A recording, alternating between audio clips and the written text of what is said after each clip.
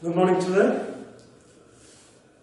Today I am going to start a new chapter, that is hydrogen. Today let us see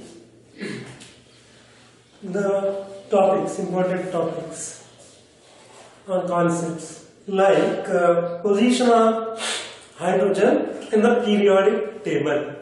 Where should hydrogen be kept in the periodic table?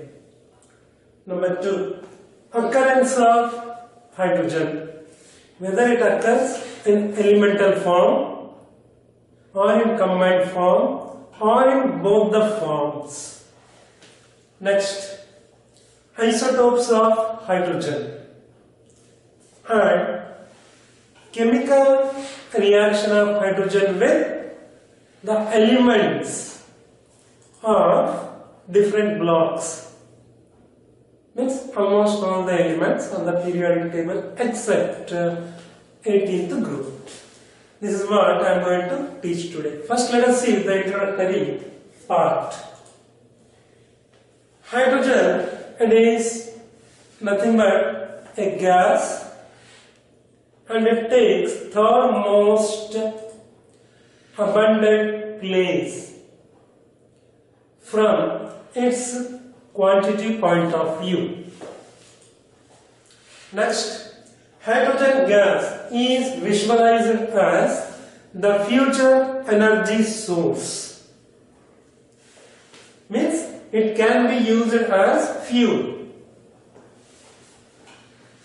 It is used, but in large scale it can be used as fuel. Right? So that's about the introductory part of hydrogen. Now let us see the first important topic, that is position of hydrogen in the periodic table.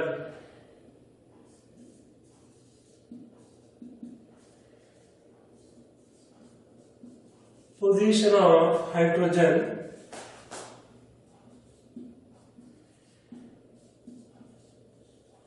in the periodic table.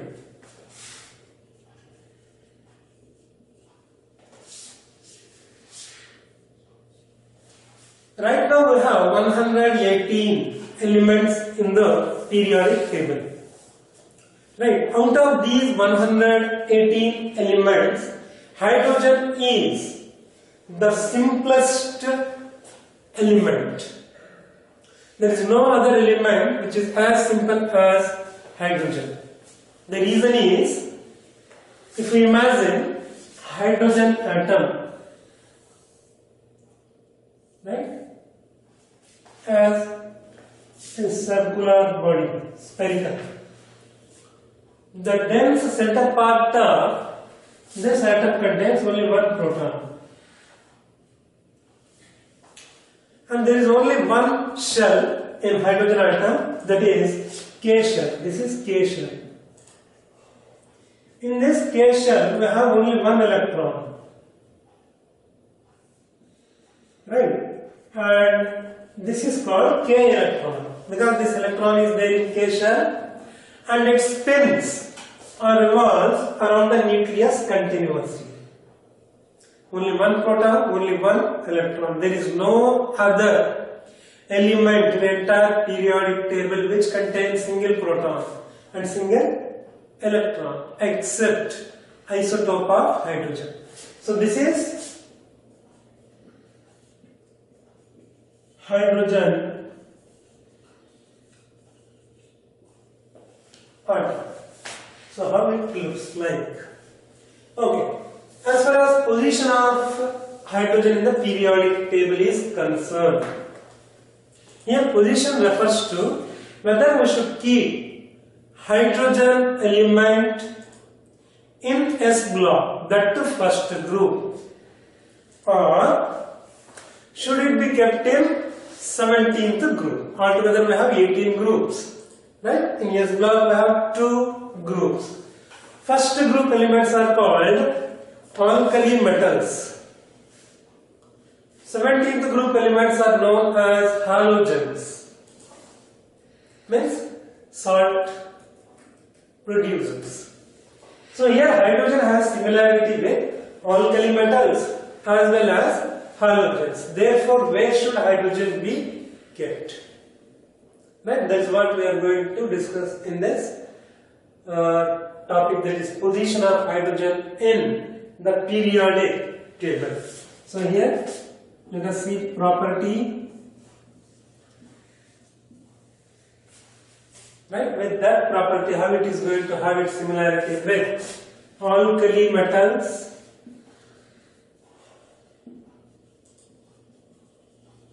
means first group metals or elements, and third column is halogens means 17th group elements.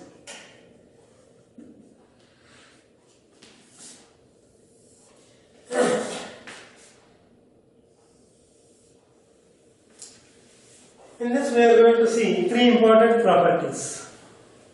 First property is electronic configuration, how hydrogen is going to have similarity with first and 17th group elements. Number 2, formation of ions.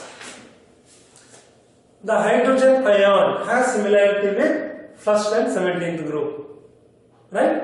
And third similarity is compound formation. Hydrogen is going to form the compounds. First group and 17th group elements are also going to form compounds.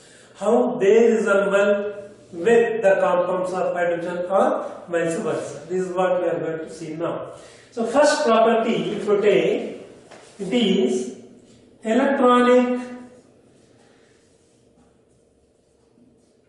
configuration. As far as the electronic configuration of hydrogen is concerned, it is 1s1, right? Electronic configuration of hydrogen is 1s1. Alkali metals, if you take lithium, sodium, potassium, etc., they have ns1 electronic configuration. So hydrogen with its 1s1 has similarity with ns1 electronic configuration of alkali metals. So that is the point. So hydrogen with 1s1 has similarity with ns1 of alkali metals.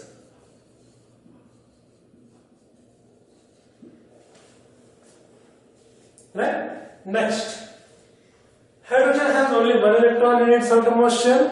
If it gets one electron, hydrogen will become stable element like that of helium, 18th group element. Same way halogens have ns2np5 electronic configuration.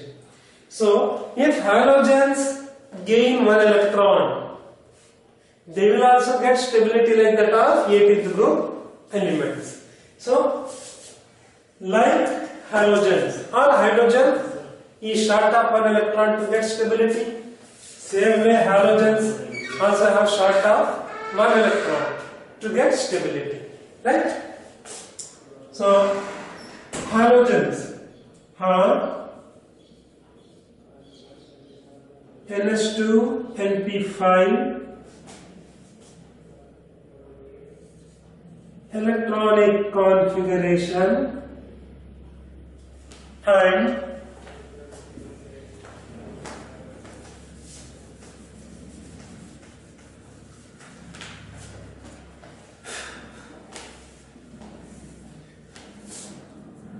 ns2np5 electronic configuration with a short of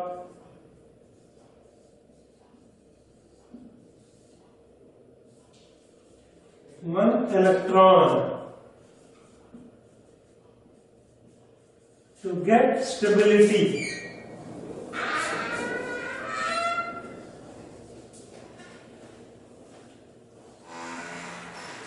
like hydrogen. Right?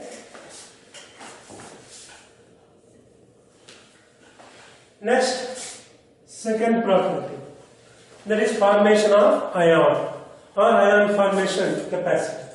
Hydrogen can lose one electron to become H plus ion. Similarly, alkali metals can lose one electron to form positively charged ions. Right? Halogens. Halogens are capable of forming anions by accepting one electron. Hydrogen is also capable of gaining one electron to form negatively charged ion. So this is similarity with alkali metals and halogens. Now let us see this second property, that is formation of ion. Here ion means it can be cation or anion.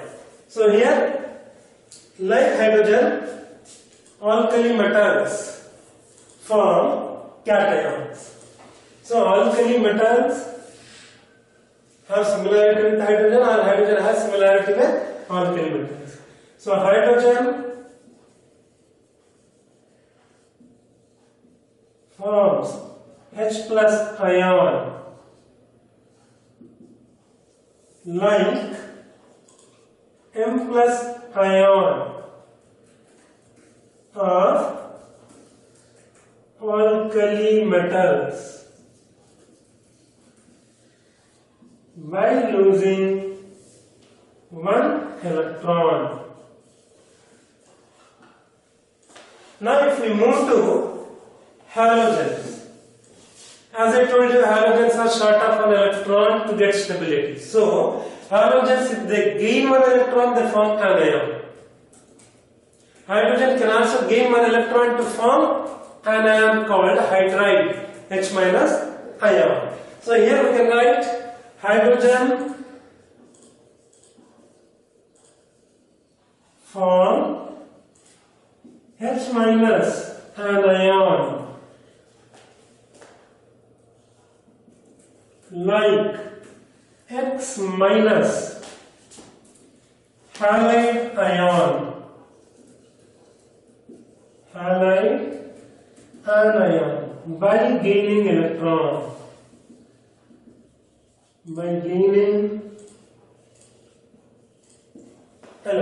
This is second property. And third property, this is the last property, that is formation of compound. See, hydrogen is able to form oxides, halides, right? Hydrocarbons, and so on. Alkali metals are also able to form oxides, halides, etc.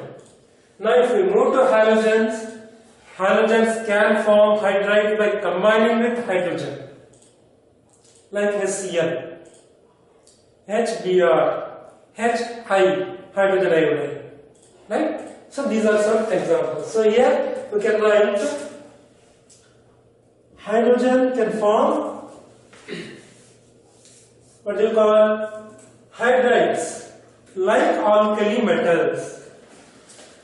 So it can form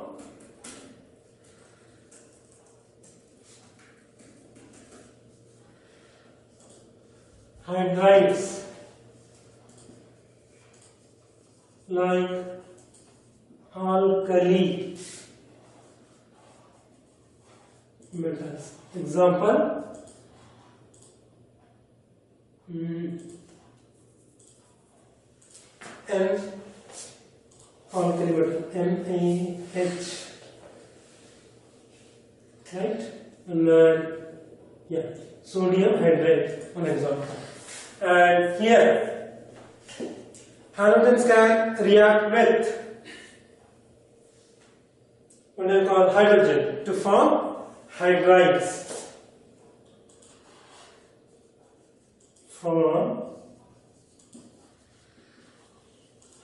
hydrides. Example, HCl, HBr, etc. Here I have written hydrides, they can form oxides also.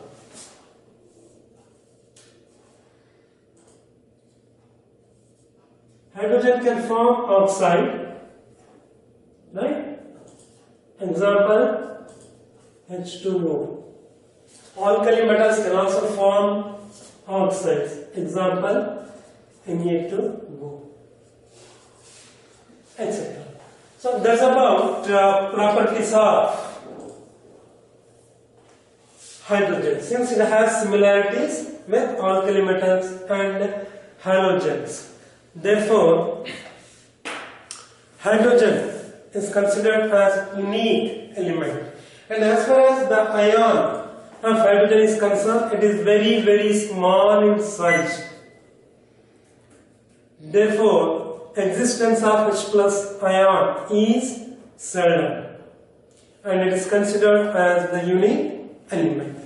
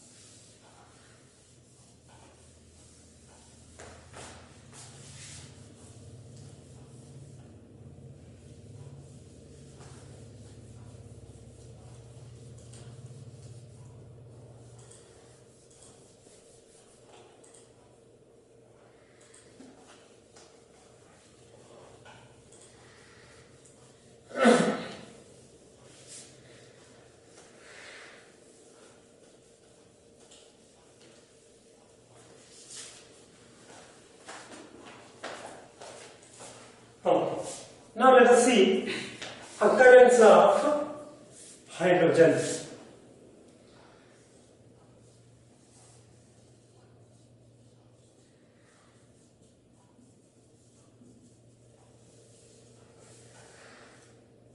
As I told you, in the form of ion, hydrogen, that is H plus ion, it is very, very small in size. Therefore, it cannot exist, but it exists in combined form, like hydrocarbons, proteins, carbohydrates, and so on. Fine. As far as occurrence of hydrogen is concerned, 70% of universe has hydrogen gas. Next, Jupiter, Saturn have large amount of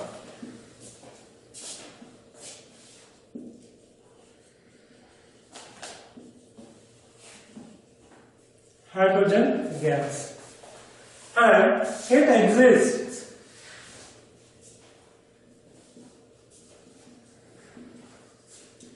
in combined form, or it occurs in combined form as hydrocarbons, proteins,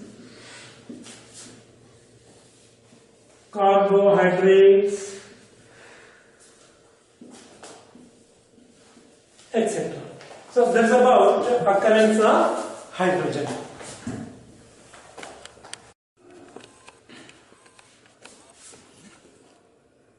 Yes, student. Now let us see isotopes of hydrogen.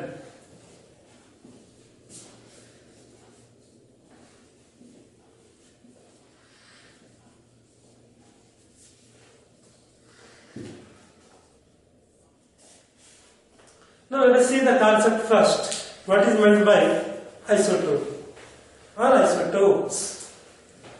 What are called isotopes? Isotopes are nothing but atoms of same element whose atomic numbers are same but atomic masses are different. So here atomic masses, mass number, nucleons number means same. Nucleons means protons plus neutrons number. Okay, now you have come to know what is meant by isotope. So, according to the definition, isotopes means atoms of same element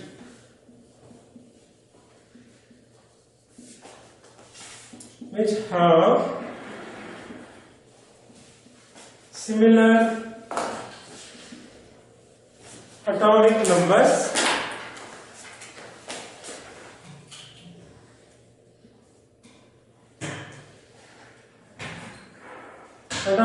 means protons number but different atomic masses. So here atomic masses means mass numbers or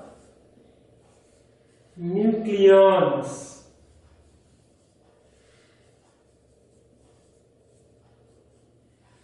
number. Fine. Now, how many isotopes do we have in the case of hydrogen? Let us see. Mainly, hydrogen element has three isotopes. One is protium, second one deuterium, third one tritium. These are the three different isotopes. So hydrogen has three isotopes. They are one protium, means this is nothing but the hydrogen which is existing in the atmosphere. It is very light. Light in the sense when compared to other two isotopes, mass of this isotope is very less. Number two, deuterium. And number three, tritium. These are the three isotopes. Now let us see about these isotopes one by one. First one is protium. It is symbolically represented by 1H1. This is symbol of protium, right? And how this protium looks like? It is exactly the hydrogen which is there in the atmosphere. Earlier, means at the beginning of this chapter, diagram was drawn, no? Same diagram for protium. So nucleus has one proton, K shell has one electron. So this is nucleus, this is K shell, and E for electron. Now we will move to the second isotope, that is deuterium. This deuterium is symbolically represented by 1H2 or 1D2. Right. Now let us see how this deuterium looks like. This is nucleus of deuterium which has one proton and one neutron.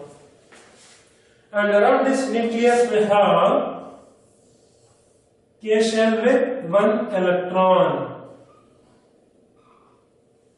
Right. So as usual, this is K shell and this is nucleus. So nucleus has two massive particles, one proton and one neutron. That means deuterium is almost double to that of protium as far as mass is concerned. Okay. Now we will move to Third isotope, that is tritium. And this is 1H3 or 1T3. Right? And how it looks like, let us see. Nucleus of tritium contains 2 neutrons. Deuterium has 1 neutron. 1 proton is common, 1 electron is common. So deuterium has 1 neutron. Tritium has 1 more neutron apart from proton and electron. Means it looks like this. This is nucleus of tritium atom, which has 1 proton and 2 neutrons, and its K shell has 1 electron. So as usual, this is nucleus and this is K shell. Means tritium is 3 times its mass when compared to that of protium. Next, other speciality of tritium is it is radioactive element. A radioactive isotope, and its T half is 12.3 years. Now what is meant by T half? T means time, half life time or half life period. It means whatever amount of tritium is taken, from that half of the quantity should vanish, disintegrate or disappear. For that, this much time is required, 12.3 years. For example, if you take 10 grams of tritium, if we want 5 grams of tritium to be disappeared, 12.33 years of time is required. Means in that time, half of the quantity of tritium disappears. Or if we take 5 grams of tritium, so half of 5 grams is 2.5 grams. So 2.5 grams of tritium to undergo disintegration, this much time is required. Therefore, this is said to be half-life period or half-life time of tritium.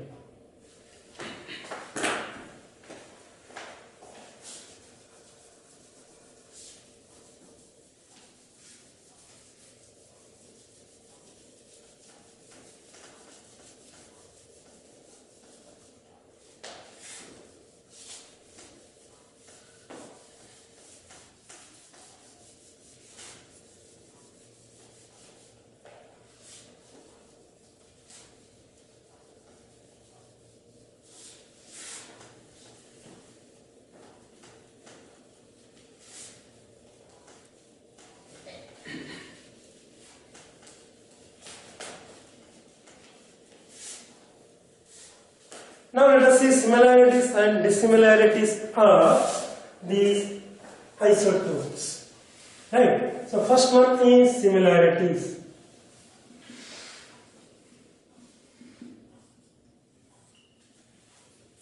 Now what are similar in the case of isotopes?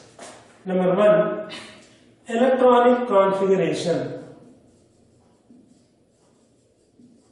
This is similar because all 3 isotopes have only 1 electron. Number 2, chemical properties.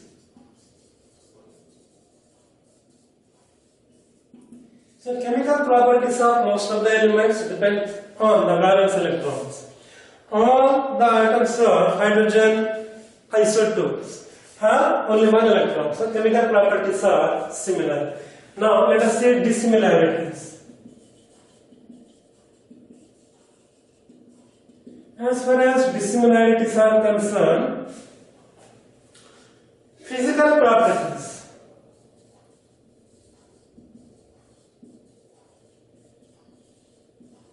Of all isotopes are different because of difference in atomic masses.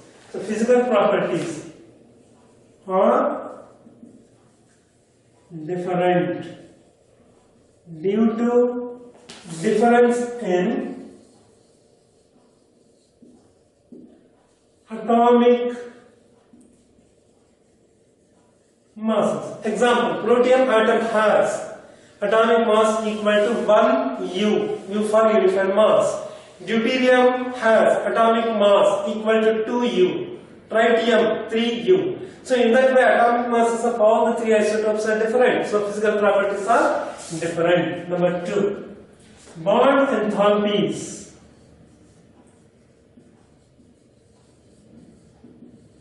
These are also different. Means energy required to break the bonds. That is bond enthalpies.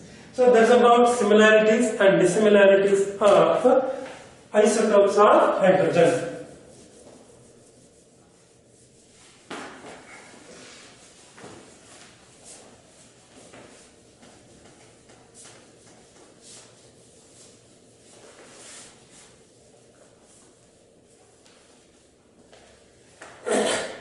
Now we'll move to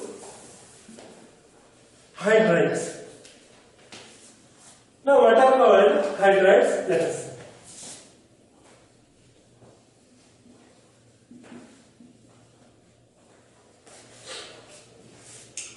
Hydrides means compounds resulted when particular element or elements combined with hydrogen. Example, S-block elements, if you take. When these S-block elements combine with hydrogen, hydrogen exists in the form of diatomic molecule, then it results hydrides. And these hydrides are usually represented by EH2. S-block element or any element. Example, E. When combines with hydrogen, say H2, it results EH. Or, it can be EH if it is first group element, or EH2 if it is, means E if it stands for second group element, right, like MgH2. That is one example. Fine. Now, among these hydrides, lighter hydrides are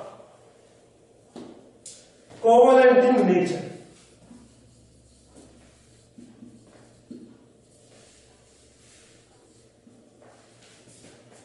That means these hydrides nature changes.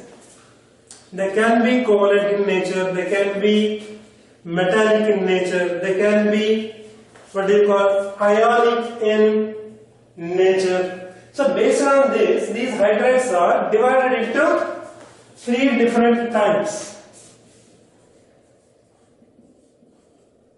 They are, number 1, ionic hydrides. Number 2, covalent hydrides. Number 3, metallic